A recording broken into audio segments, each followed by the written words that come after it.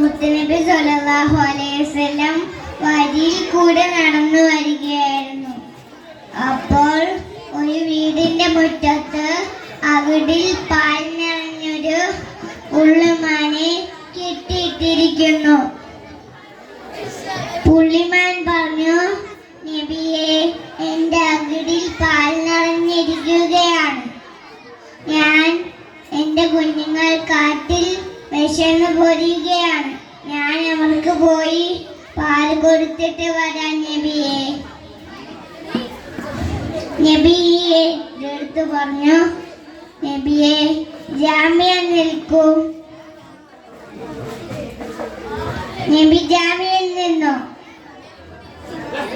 പുള്ളിമാൻ തന്റെ കുഞ്ഞുങ്ങൾക്ക് പാൽ കൊടുത്തിട്ട് ഓടി വന്നു.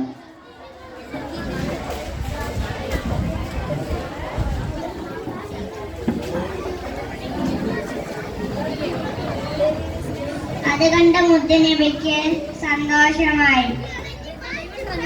ആ വേട്ടക്കാരനിൽ നിന്നും മുത്തനബി ആ പുള്ളിമാനെ വാങ്ങിച്ചു. ആ വസ്തുമൃഗത്തിനെ കാട്ടിലേക്ക് തിരികെ വിട്ടു. കണ്ട കൂട്ടുകാരെ, മുത്തുനബിയുടെ കാരുണ്യം നമ്മൾക്കും ഇതുപോലെ ആകണ്ടേ. അസ്സലാമു അലൈക്കും.